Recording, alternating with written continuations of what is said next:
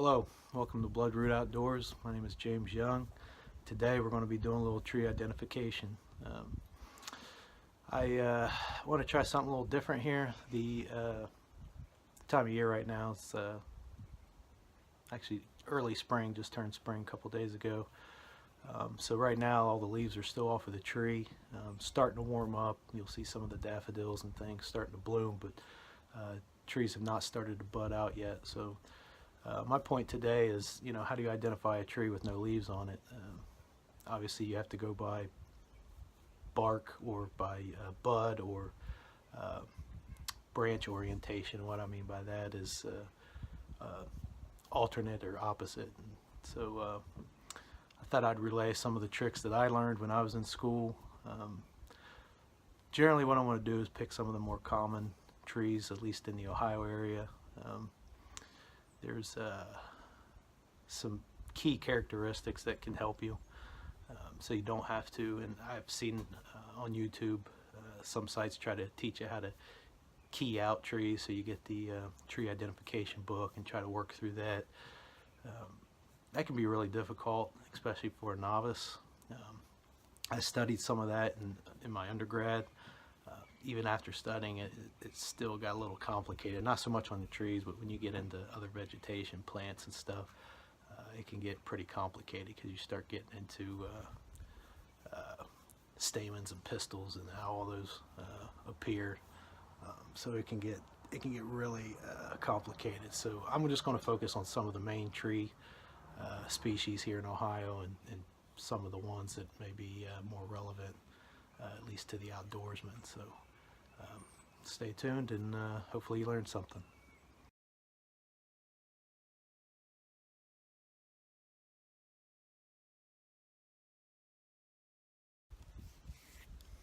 Alright, so the first tree I'm going to point out should be a relatively easy one. It's the black birch or paper birch or river birch. It's got a multitude of names, whatever you go by. However, I always learned of it as a black birch. And so, easy tree to identify. What you're looking at, basically just this papery like skin or papery like bark, and it pretty much runs all the way up the tree.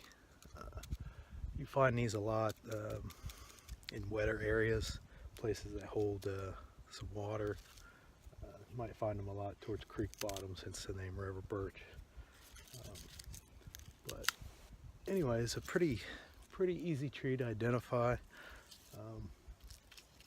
I don't get into the medicinal stuff very much, or at least not as of yet. I may start looking into that, but at this point, really what you look for is just a tree, and what you're mainly going to focus on is this papery type bark. Pretty easy to pick out of a forest. They're pretty identifiable once you get to notice them. So just a lot of papery like bark that runs up the tree, and they get to be a good sized tree. They can get pretty big around. I have a bigger one down the hill, and get you a shot of that. But generally when they get older, that papery type bark can kind of harden. So the trick on the older birches is to look up the tree, go all the way up, look at the limbs and see if there's any of that papery bark hanging off of the limbs. Should be readily identifiable. So, pretty easy one we'll start off with, okay? Alright, so the next tree we're going to look at is a beech. When you look into a woods wintertime, pretty much every tree in the forest is going to be bare of any foliage except for the beech tree. You'll notice that the leaves on the beech are all withered and brown and tan looking. However, they don't necessarily fall off till the buds come on the next year. So in January, February, March, when you're looking in the woods and every other tree is bare of leaves except for one, that's probably going to be your beech tree. They'll hang on to their leaves well into spring until the new buds start to come on. Another key characteristic is these elongated buds, and I'll get a close-up shot on them for you. But these elongated buds, very long and narrow, almost I don't know how you describe that, almost like the tip of a needle or something, but it's not a needle, I guess. Maybe that's a bad. And also the bark. When you look at a beech tree, the bark is really smooth. So this one here is a pretty young one. It's, you know, maybe only 6-7 inches around at the base. However, the bark is very smooth.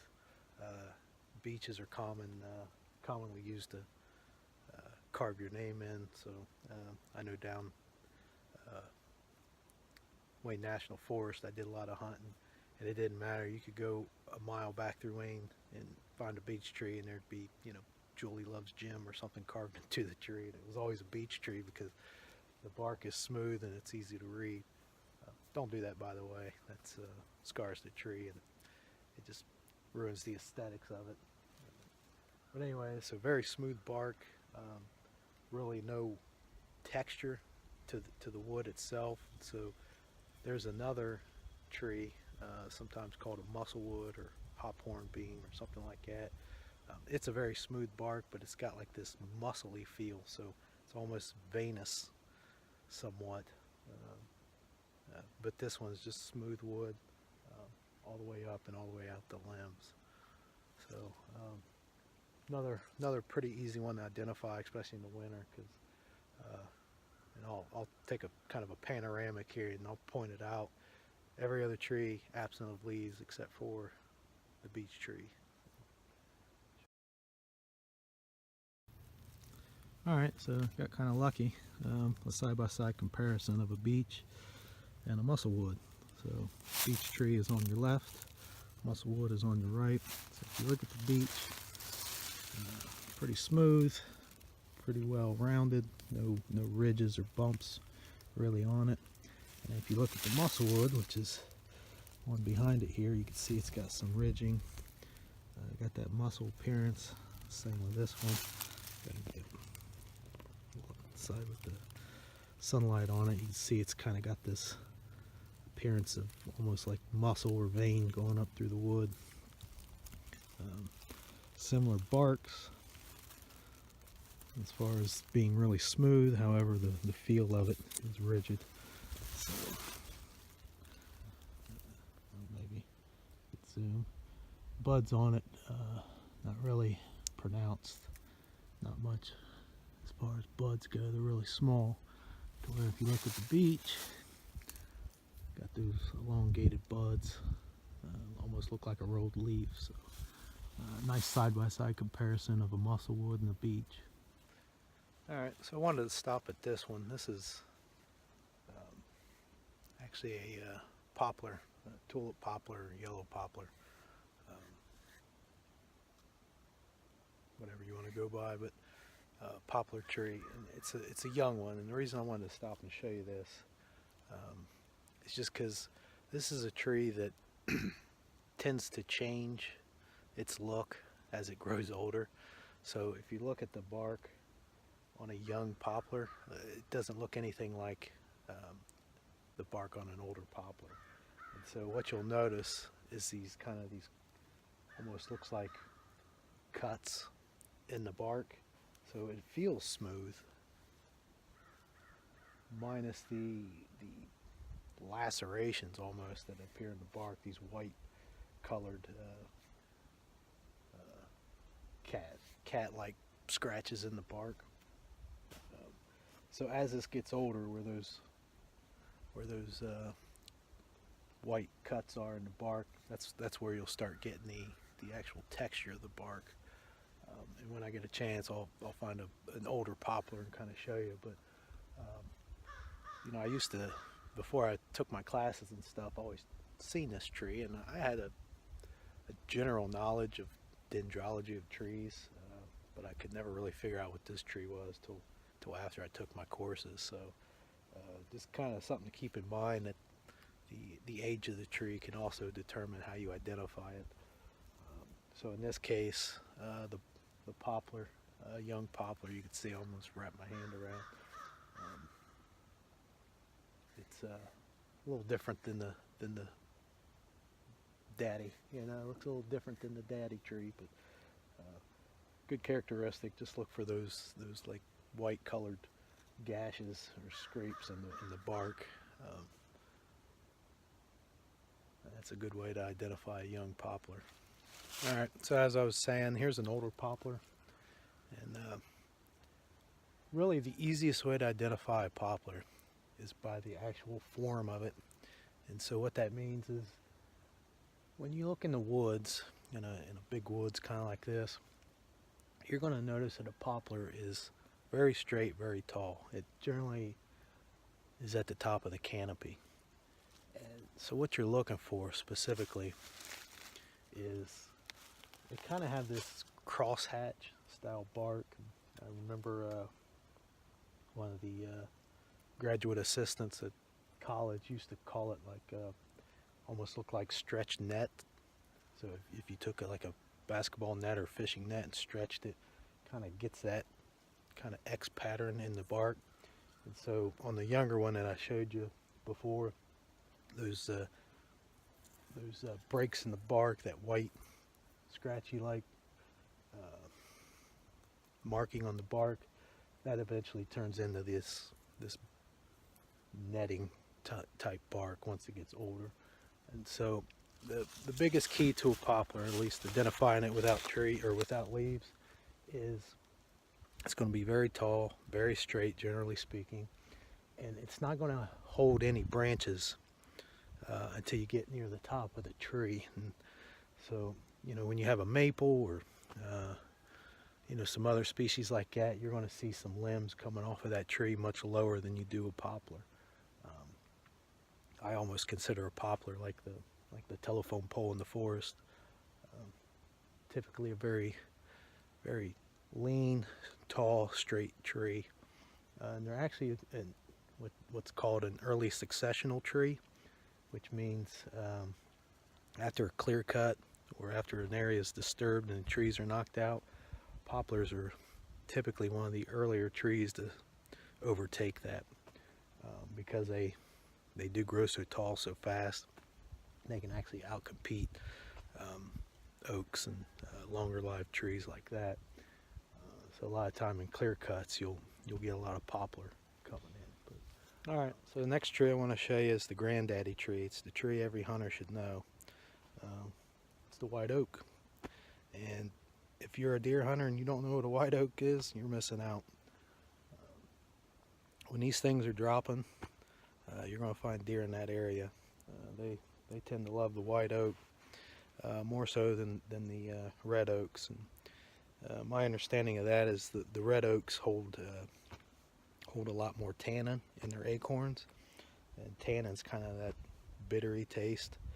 The white oaks don't hold as much tannin in them, so when the acorns are dropping off the white oaks, you're gonna see a lot of critters scouring about, your deer and turkey and squirrels especially. So white oak, definitely a tree to know and to memorize and to get to know very well. So let me show you some of the features here. White oak, it's called a white oak. It does have a whitish appearance on the outside. As you can see, it's a little lighter colored than maybe some of the other trees in the forest, but typically it's called white oak because of the boards, the lumber on the inside. And so if you ever go to a hardware store and see a white oak and a red oak, the red oak is red or redder, and then the white oak's going to be a white board, a lighter colored board. So but on the outside there is a kind of a lighter appearance, almost whitish, especially when you get in the sun here, and you can see it's kind of, with the glare of the sun, it's definitely got some white coloration to it. So bark features. What you're looking for in white oak is this plate-like bark. So it's scaly, yes, but it's almost plate-like. And so let me try to get a close-up of one of these. So you're looking at the bark, you can see there's this, it's almost like plate-like bark, and as you look up the tree, you can see it's almost scaly, but it almost looks like platelets off of the tree. And when they get older, this definitely becomes more prominent. And so, let's see if I can zoom in, kind of point out. It's almost like it can layer on itself too. So when you're looking, it's got this platy appearance. It's white in color, and they're generally, once they get towards the top, they start to sprawl out quite a bit, and they can take up quite a bit of canopy. It's something to consider if you're having trouble identifying the tree by the bark and by the appearance of it. You can always further investigate. I mean, you look around on the ground, you're going to find leaves. And so, white oak, right? So you can find the old remnants, the leaves that fell from last fall. Can always help you. And then, like I said, you can always look and see if there's any acorns laying around and help identify. So you don't always have to stick mainly to the bark, but you know, you can look around, see what's in and around the tree. Usually it'll give you a good indication. And so key difference between an oak, a white oak, and a red oak is the shape of the lobes. And so the lobes are kind of these outshootings, I guess, these lobes that hang off the side of the leaf here. And so they're rounded, right? They kind of rounded on the ends. Now the red oak are going to be pointy, and kind of the old saying, red man hunts with a spear or an arrow, and white man hunts with a musket ball. And so musket ball is round, the arrowheads are pointed. So just an old saying that kind of help identify the difference between a red and white oak, specifically by leaves. So you know, another trick to use. Alright, so last one I want to do for the day is the red oak. Another giant tree in the woods typically. As you can see, it's an oak. It's definitely a darker color than the white oak was. But bark wise, when I learned it, I was told to look for the ski trails. And so what that means, if you look at the bark, it's almost like looking at a ski hill. You can see almost like kind of the appearance of like a ski trail going down a mountain. Has that similar appearance as far as the bark goes. So you're looking at these white, light colored ski trails going down the bark. I'll see if I can get kind of a good view of it here. But another indication is the fact that it has limbs that shoot off of the tree at a very low height. So here's kind of a good picture, the ski trails, and then you can see there's a limb here, a limb there, and the limbs go all the way up. And it's kind of a scraggly looking tree, and they tend to be, it tends to be swollen at the bottom. So when you look at them, kind of got this swollen base. Ski trails, darker colored tree with these light colored ski trails going down the trunk of it. And if you look all the way up, it gets pretty gnarly up at the top, and that's kind of common for the red oak. So as I was explaining before, has the lobes that the white oak has, except they're pointed on the end. So you can see got a pointed lobe to it, where the white oak had that rounded lobe look. And these things are going to drop a lot of leaves. So if you look around the red oak, you're going to find a lot of these red oak leaves still laying on the ground. They tend to make up the forest floor underneath of them. Alright, so I think what I want to do is break this up into multiple segments. I covered, I don't know, 4, 5, 6 trees today. I don't want to put them all in one video. That'd make for a really long video. So I think the best option is to just break them up into a couple segments. So what I've done is, in the beginning of this video, you'll see a text screen, and it'll have the tree species, and then it'll have the corresponding time in the video next to it. So if you want to skip ahead to a specific tree, you can look at that and jump right to it. But I know there's more trees that I want to cover that I didn't get to, so I plan on working on that on the next segment. If there's a tree specific that somebody wants to or is curious about, you can drop a line in the comments, and I'll do my best to get to it. Obviously, if it's not a tree that's found in Ohio, I'm probably not going to travel out of state to go find it, but if it is something I can find, I'll definitely try to point out some of the characteristics for you, make it more identifiable, hopefully. So until then, I hope you enjoyed this video, and I'll see you on the next one.